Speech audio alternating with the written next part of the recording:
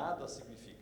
E também os europeus, eles não botam a classe de resistência na relação ao aquecimento. Eles colocam as adições. Só que o que é determinante é a classe de resistência. 0,5, eu posso calcular, eu tenho os números, a gente já mediu. A porosidade varia com a classe de resistência do cimento mantida a relação ao aquecimento. Eu acho que o conceito de relação ao aquecimento é do Powers, da década de 30, nos trouxe até aqui. Eu não acho que nós vamos muito longe com ele. Também não tenho solução assim, acabada. Só sinto que uma ideia nova era bem-vinda. Acho que o Vanderlei... Vanderlei. Aqui. De Vanderlei para Vanderlei, tudo bem? Você pontuou aí de A a Z. Aqui, Carlos. Você pontuou de A a Z. Tem muitos temas, eu não diria controversos, mas eu gostaria de discutir contigo. Você comentou de porta da fábrica. Isso é uma verdade, mas hoje nós já temos tecnologias para reduzir bastante a emissão de CO2 na porta da fábrica. Mas o importante, eu concordo contigo, da porta para frente. O que vai impactar mesmo é o usuário final, ou seja, é a estrutura pronta, é o pré-moldado pronto, é coisa parecida. Então a gente precisa realmente estender um pouco mais, porque do portão da fábrica para dentro, como você bem mencionou, a gente consegue fazer bastante coisa. Muito embora, por questão de mercado, a gente tenha algumas limitações. A própria norma limita um pouco algumas inovações, enfim, alguma redução. Você comentou, o volume é pequeno, é verdade. No caso do cimento, que mais emite unitariamente CO2 em termos de fator PIN, que é o CP5. A gente tem tecnologia já para fazer um CP5 com menor emissão nos mesmos níveis de performance, mas ainda a gente fica esbarrado na questão de norma, de mercado, enfim. Mas só responder a coisa da norma. Talvez a gente pudesse começar a discutir uma norma baseada em desempenho, mas isso é uma tarefa que ninguém no mundo ainda conseguiu fazer. É uma solução por médio prazo que eu acho que é importante. Porque nós temos tecnologias de aditivos que não tínhamos no passado recente. Hoje a gente tem que isso corrobora com esse benefício. Mas o que eu queria mesmo falar, que é um assunto que você mostrou ali, em termos de concreto, que a Holcim tem o Ecopact, o Pacto Ecológico. Esse nível mundial nós temos no Brasil, mas a questão toda é a seguinte: não adianta a gente ter esse produto dentro da indústria, dentro da academia, porque a gente ainda nós temos uma dificuldade de ir para o mercado. São poucas empresas que valorizam isso. Você deu o exemplo aí da Natura, bacana, mas nós temos o Ecopact, conseguimos botar isso no mercado em uma consultora. No final ainda, nós temos a questão, mas quanto custa isso? Mas quanto entra na questão de preço? Então, acho que a gente precisa fazer um trabalho de, não sei nem se é convencimento, mas talvez de esclarecimento dessa necessidade para o mercado, porque senão a indústria acaba trabalhando sozinha. Não sei como é que você vê isso, mas é uma preocupação que eu tenho. A gente tem a Ecopact, está lá, tem um caminhãozinho verde pintado, mas está lá parado. Né?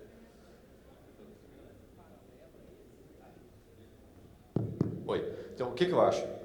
Pensa no seguinte, tudo uma questão de custo. Eu acho que custo é importante e as empresas hoje, por 10 centavos no metro cúbico, são capazes de comprar um concreto com maior pegada de CO2.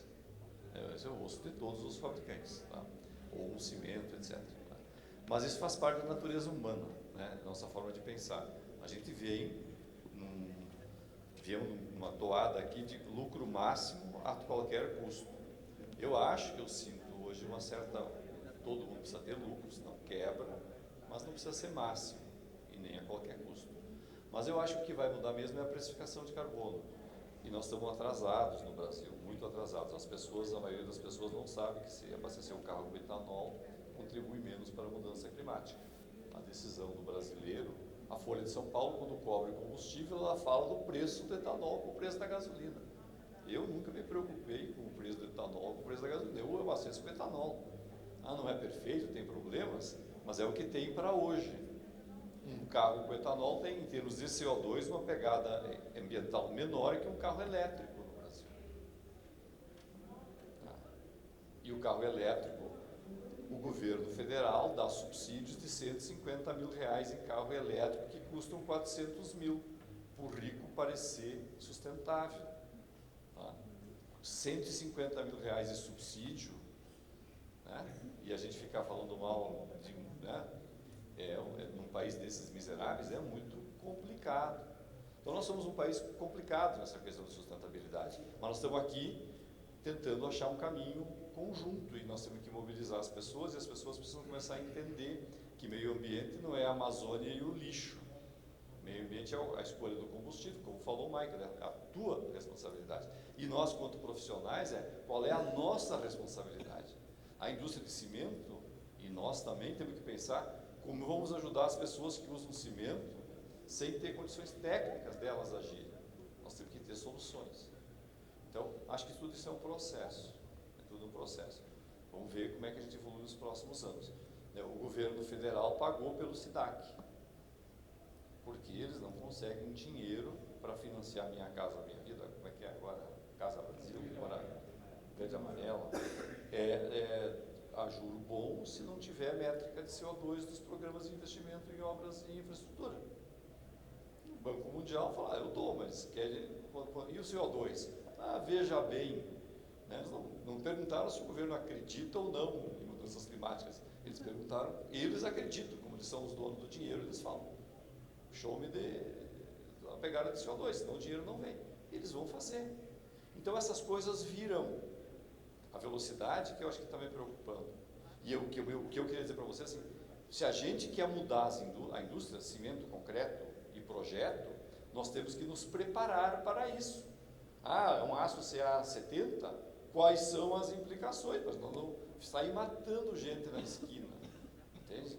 Para a gente não perder dinheiro e não perder tempo. Então é um processo que precisa começar, porque ele será longo e cheio de debate, né?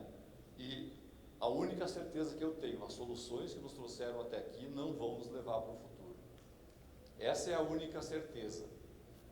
Eu não tenho certeza de durabilidade, não tenho certeza de nada, mas nós temos que gerar informação e entender que a mudança climática traz riscos também para todos nós. E todos nós vamos pagar. Eu tinha uma pergunta... Mais 3 questões, professora André, professora Carmen, e mais um. Vamos lá. A respeito do comentário que o professor Vanderlei fez, da informalidade de 60% do concreto moldado em loco, que é um problema que não diz respeito apenas à construção, mas à segurança também, porque muitas dessas construções são irregulares, não são devidamente fiscalizadas pelo poder público. O pessoal invade área de preservação, invade área suscetível a cheia de rio, a deslizamento de terra, gerando resíduo, gerando tragédia humana, e certamente é uma solução que envolve mais controle do poder público, né? Para não ocupar essas áreas irregulares, em primeiro lugar, mas também para ter um maior acompanhamento do projeto e da execução dessas obras, em que o mestre de obras é o projetista, é o cara que mistura o cimento, é o cara que empilha os tijolos, ele faz tudo, né? Então, esse é um comentário. Só queria comentar isso. No Canadá, até 300 metros quadrados de residência, 2 pisos, não precisa engenheiro nem arquiteto. Eu falei 300 metros quadrados. Tá? Nós criamos um cartório de mercado para engenheiro que não existe. Não acho que é razoável a gente pensar que a engenharia pode atender com qualidade, com gente especializada, uma casa de 40 metros quadrados, 50 metros quadrados, isolada. Nenhum lugar do mundo isso é viável e não será viável no Brasil. Mas no Canadá, provavelmente, cada pedreiro tem um curso técnico, né? Bom, aí nós começamos a discutir as soluções. Aqui no Canadá, uma enfermeira pode assistir um parto. Aqui no Brasil, os médicos não deixam. E nós temos um SUS mais caro e tal. Será que nós vamos abrir mão, os engenheiros, do nosso direito de vender planta? Porque tem muito engenheiro que vende vendendo planta. Nós estudamos cara para vender planta explorando o miserável, sem agregar um valor para as casas. Eu concordo contigo. Agora, vou dizer uma coisa para você. Nós estamos começando lá na USP a fazer um trabalho com o pessoal da arquitetura, as contas de vamos chegar, qual é a pegada de CO2 do morador de favela. Tá? eu aposto 10 contra 1. Eu não gosto de apostar, mas 10 contra 1, que a pobreza é a coisa mais, a miséria é a coisa mais eficiente do mundo. Nada é mais eficiente do que um miserável. Nada. Uma favela pode ser ineficiente, daria para melhorar, mas tem 12 caras num negócio de 10 metros quadrados. Tá? Então, nós temos um senhor de um problema. Tá? Nós não entendemos como é que a favela é feita. Eu não vejo muito acidente em favela, tem o morro que cai, mas lá em Petrópolis cai em cima de casa de pobre e em cima de casa de rico. Na Ilha Grande, cai em cima de casa de rico. E cai casa de rico que está em cima do morro. Tá? A gente tem um problema geral aqui, mas a minha pergunta é como é que nós vamos ajudar os caras? Vamos nos ajudar ajudando as pessoas? Eu não sei. Mas isso nós temos que descobrir coletivamente, porque não é uma empresa ou outra, né? É super complicado. E o outro comentário rápido é quando você citou o volume mínimo para poder comprar concreto de uma concreteira, e o Michael mencionou que a gente tem tecnologias disponíveis para resolver alguns problemas. Então, obviamente, deve estar faltando um aplicativo de concreto, que você tenha 3, 4 construções no mesmo bairro, na mesma região da cidade, e que possam, via aplicativo, compartilhar aquela carga de concreto. Timing is everything. Eles quererem concretar no mesmo dia, na mesma hora, é difícil. O que eu acho, tá, e não é má vontade das concreteiras, porque fica, sei lá quantos litros de concreto no fundo do balão, uns 200, não, o Brito não tem, o Brito mediu. Então, assim, ó, eu acho que tem inovação.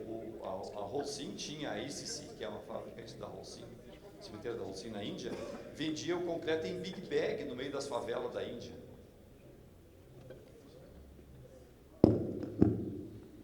Carmen Andrade, I don't know if I can make the question in English, because otherwise my Spanish maybe is not. Podo facer a pregunta en español, podo facer a pregunta en español. Sí, a pregunta é tamén para Mike. En el Comité Europeo de Sustentabilidad están falando de dividir a tonelada de CO2 por a resistencia mecánica e a durabilidade. Quería saber a opinión, porque cando se divide por a resistencia mecánica vai promover os concretos con moi alta resistencia, como a solución mellor, que vai dar o mellor ratio. E tamén que pensáis de dividir por a vida útil, para tener en cuenta que non é o mismo, que pode haber menos durabilidade con os novos materiais.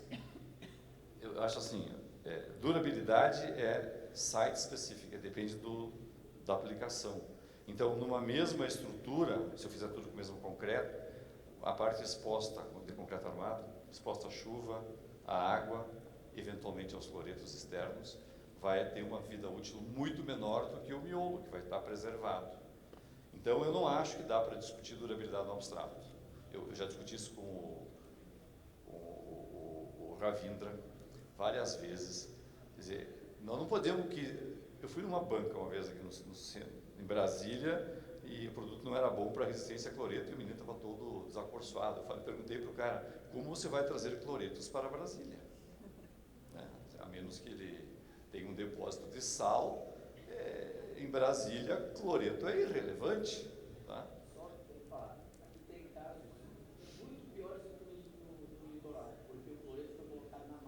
Não, mas ele não estava projetando, nós não projetamos, fazemos uma estrutura de concreto resistente a cloreto, porque alguém algum dia pode botar cloreto na massa.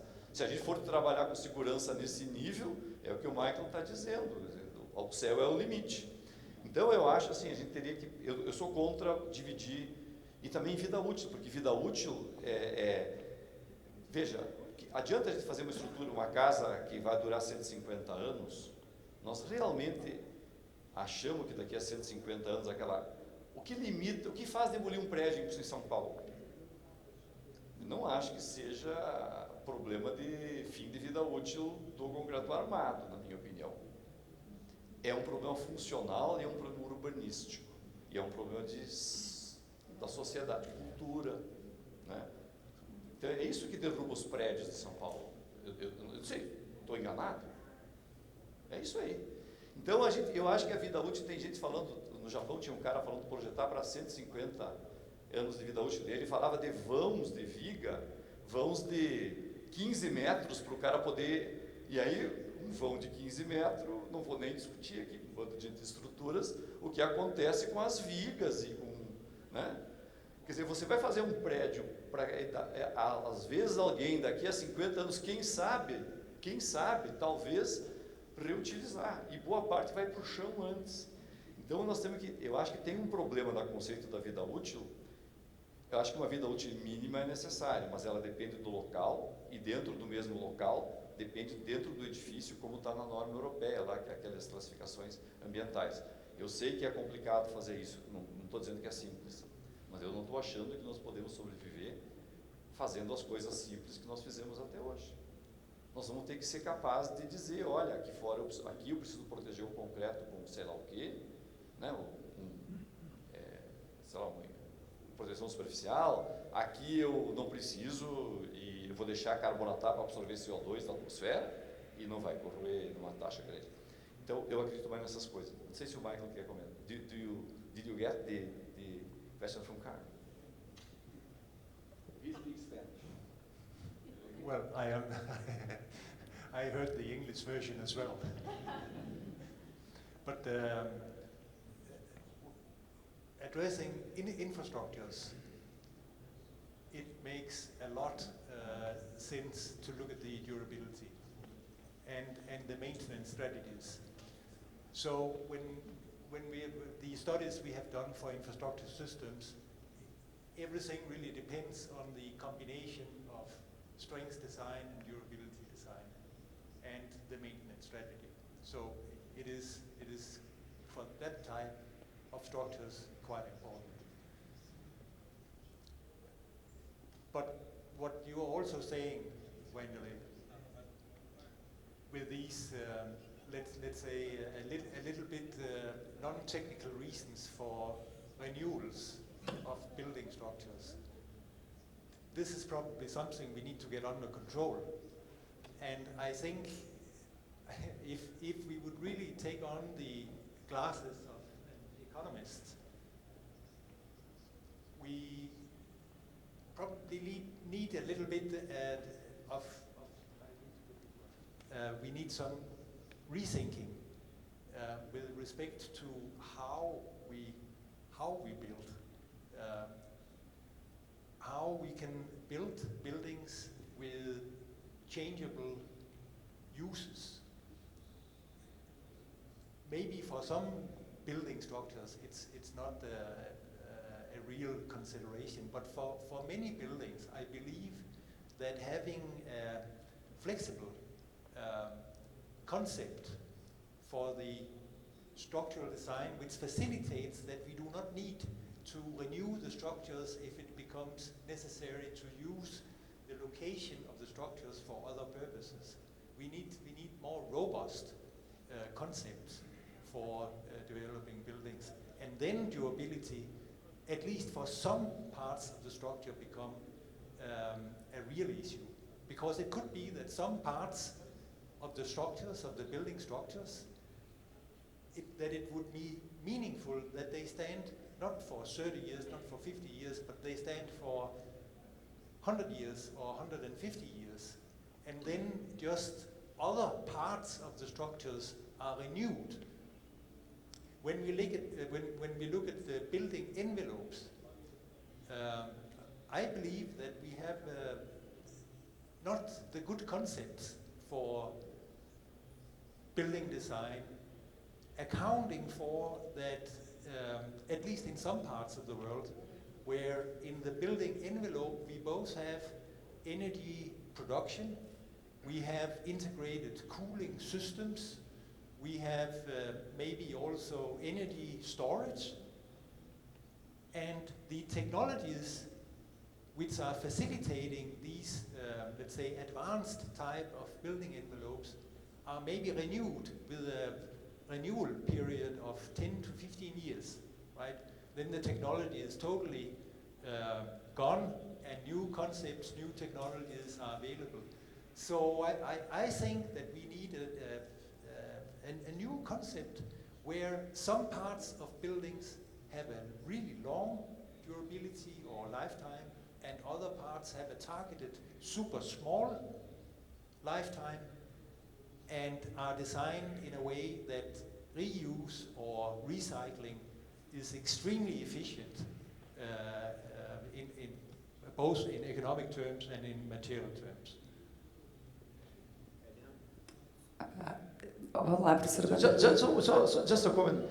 You know what I think, Michael? In the end, we are talking about what people is going to do in the future. This is really hard.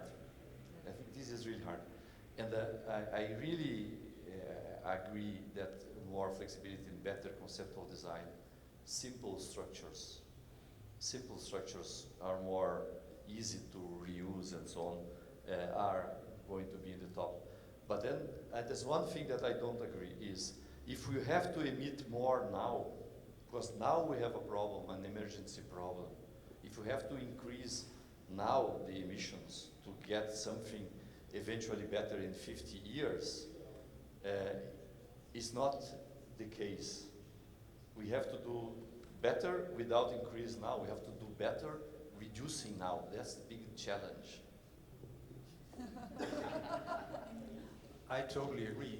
This is one of my strongest points.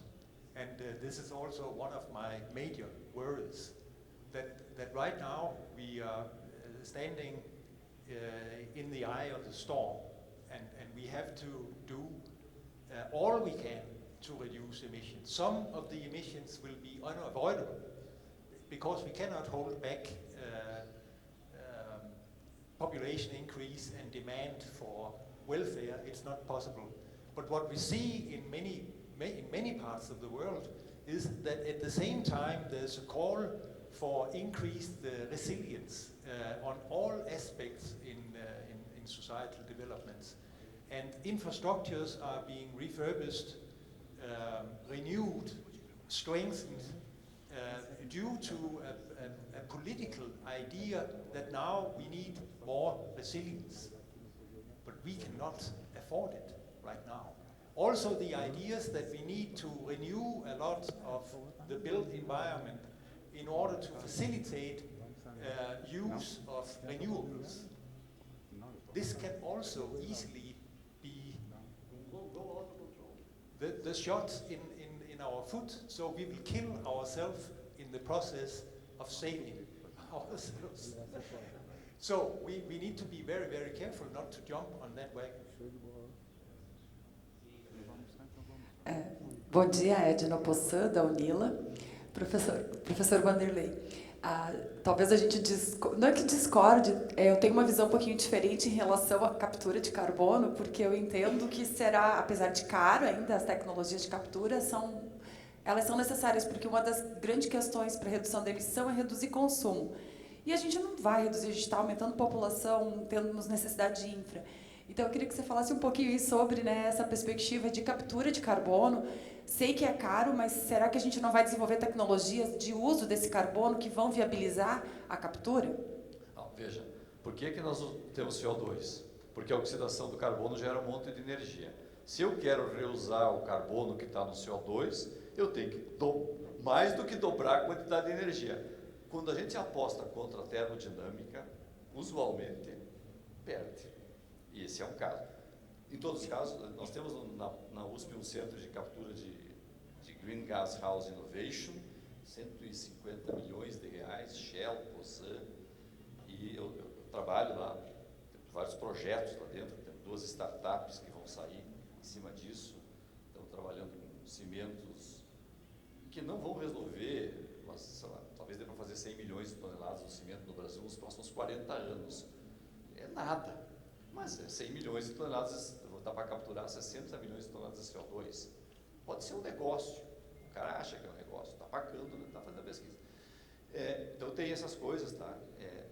Estamos trabalhando bastante em injetar CO2 no sul de São Paulo, no maciço que é aquele arenito de Botucatu, que tem uma certa morosidade, um custo altíssimo. Nós temos uma geração de CO2 pura no etanol, que tem uns 600 quilos de CO2 puro, biogênico, neutro em termos de clima, porque a cana tirou da atmosfera, que é liberado nas nossas usinas ali em São Paulo, então a ideia é usar esse CO2. Então tem muita coisa acontecendo. Bom, nós precisamos, do nosso ponto de vista, medir melhor. A gente teve num evento no México e teve um cara do IPCC. Pela primeira vez um cara do IPCC chegou e explicou por que é que eles não estão considerando a carbonatação. Eles querem dados primários.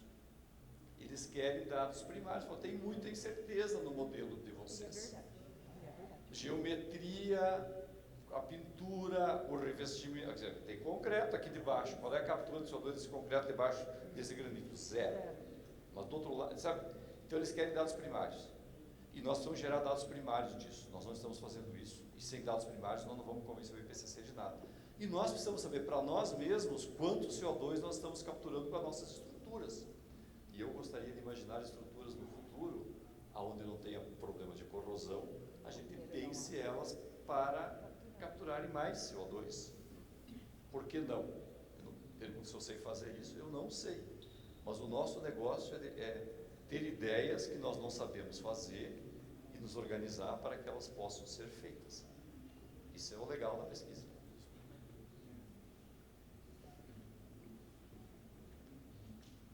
Well, the thing about carbon capture, at the FIB meeting in Prague,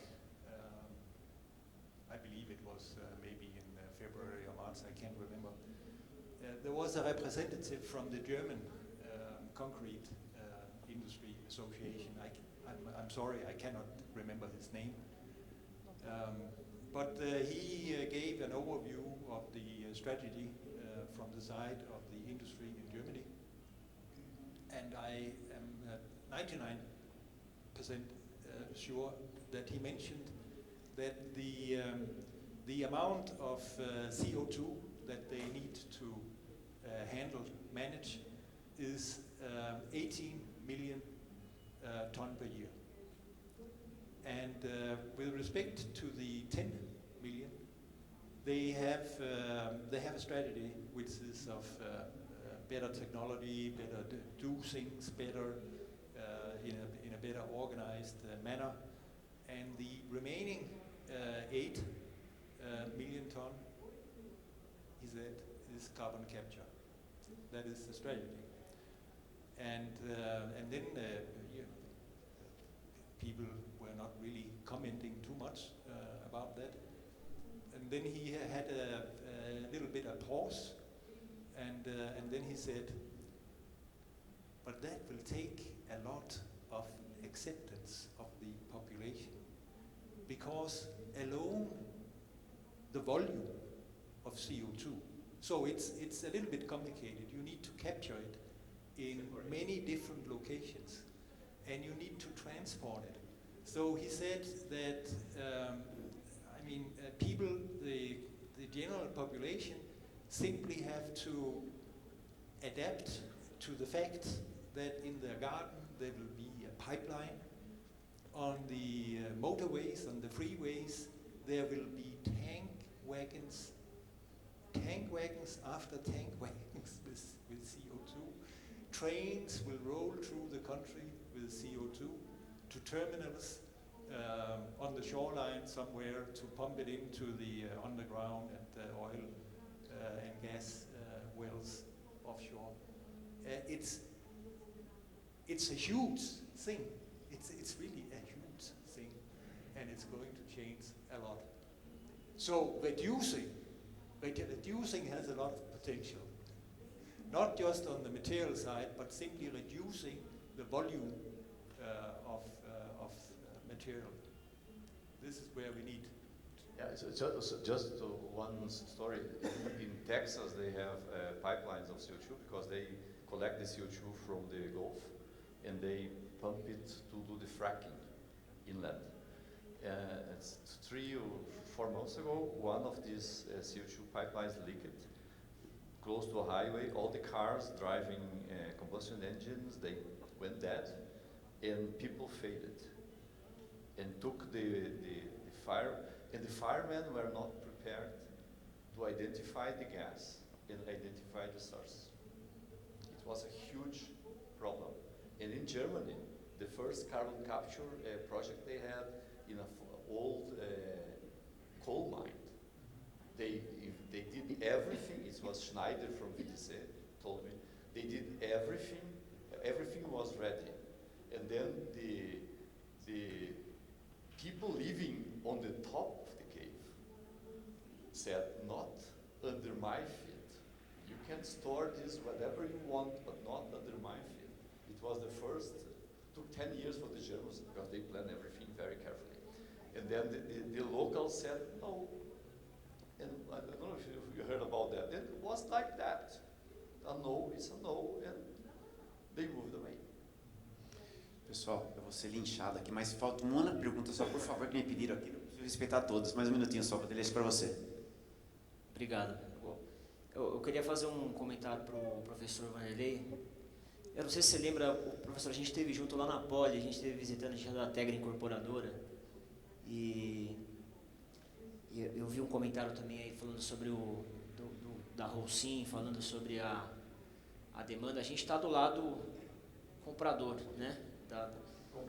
Comprando. E a gente tem na Tegra, a gente já está fazendo a compensação de gases de efeito estufa do escopo 1, 2 e 3 desde 2019, e a gente tem um compromisso das nossas metas até 2030 de zerar o balanço de emissões.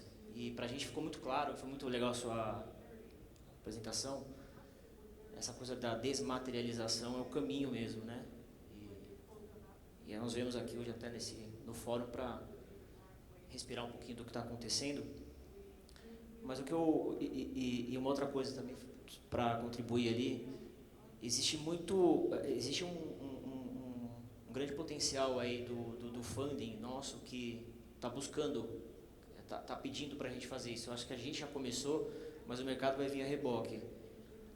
No ano passado a gente teve uma emissão de debêntures corporativa com uma taxa mais baixa por conta de um reconhecimento do mercado financeiro do nosso programa ESG. 3 empreendimentos nossos a gente conseguiu taxa de financiamento mais baixa com o Itaú por conta das nossas ações. Então a gente está reconhecendo valor nisso, e isso de certa forma faz com que a gente invista no processo. Então a gente avançou, o Spectra é um concreto que a gente já está usando lá em 7 empreendimentos, já vamos para o 7º. O caso aí do Arcelor, o Xcard, é uma obra nossa, que é essa que a gente está aplicando. Mas às vezes a gente esbarra um pouco também na velocidade da normatização, porque a gente tem um lado como empreendedor e construtor de ser cumpridor da lei. E a lei, para a gente ali, né, cumpridor, né, do coisa, né? A gente está cercado dos melhores profissionais, o Ávila que eu encontrei aqui hoje, o França, estou vendo o pessoal da Falcon Bauer está com a gente, o Carlos Brits, essa turma toda está conosco. A gente tem a vontade de fazer, tá claro para a gente o rumo, mas o nosso negócio é de ciclo longo, as decisões que a gente toma hoje são projetos que vão ficar prontos daqui a 3 anos, 4 anos, e no final do dia a nossa responsabilidade legal está muito em cima das normas. Então como é que a gente vence esse desafio dessa engrenagem andar mais rápido e de todo mundo conseguir caminhar para o mesmo sentido? Só uma última pitadinha, o aço CA70, por exemplo, a gente está tentando, e a gente está esbarrando no software, os projetistas, não consigo projetar. Então, assim, o Abrão está atrás de você aí, ó. Mas, assim, eu acho assim, a normalização, ela é super importante, mas ela tem um modelo baseado em consenso, que é complicado e demorado, tá? E a gente, no Brasil, abre muita comissão de estudos para começar a estudar, né? A gente tem umas experiências no CB18 de trabalhar tecnicamente antes, embasar bem a decisão, e aí abre a comissão de estudos e não faz a discussão no eu acho, se faz a discussão baseada em evidências. Não dá para encurtar, mas ainda vai sempre surgir esse problema. Nós vamos entrar aqui na coisa da inovação. A inovação, por definição, não está na norma. A gente tem o sistema de aprovação técnica, que serve para algumas coisas. Na Alemanha, esse dado de concreto que eu mostrei, que a VDZ fez, a empresa vende o pré-moldado, ela vende umas paredes para casa, de 2 andares. Mas eles têm uma aprovação técnica alemã, eles não respeitam a norma de durabilidade de concreto, mas fizeram todos os testes e obtiveram uma aprovação técnica. Eu sei que na Bélgica, o Gert lá, já mostrou para a gente que eles têm algumas obras usando sistemas de aprovação técnica. O nosso sistema de aprovação técnica, conceitualmente, pode fazer isso.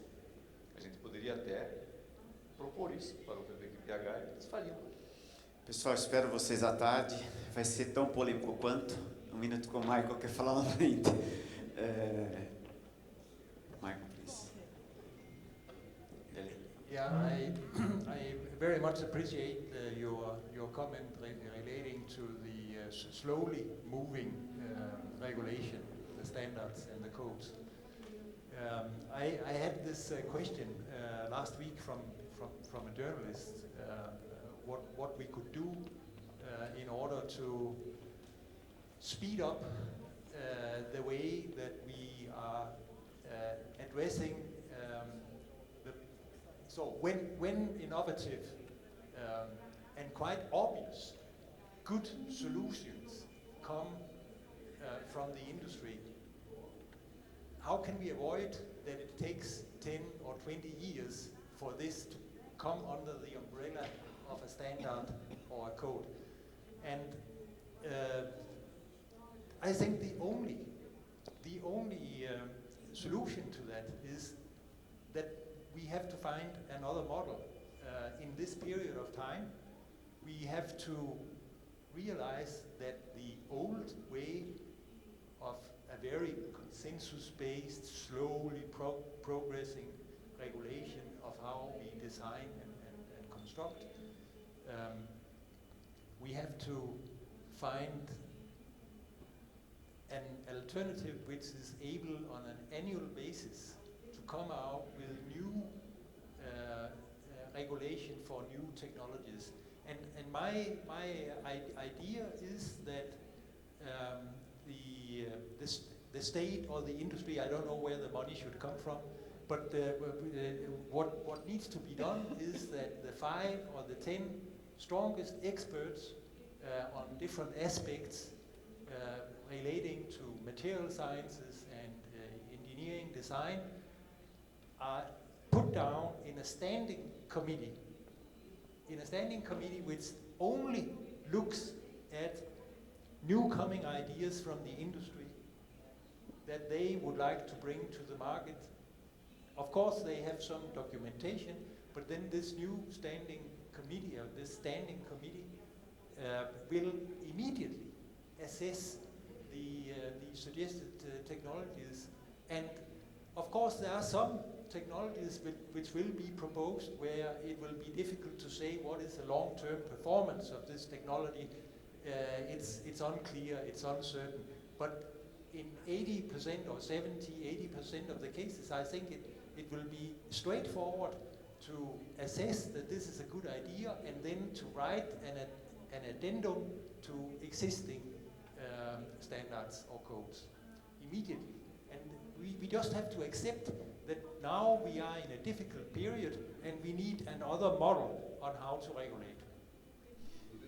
Pessoal, obrigado. Almoço, espero vocês almoço. A Votorantim está patrocinando o almoço de hoje. À tarde terá assuntos polêmicos também. Muito legal, pessoal. Espero vocês à tarde. 14 horas, dá um tempinho, 14h10, que o almoço atrasar um pouquinho. Obrigado, pessoal. Muito bom, muito bom.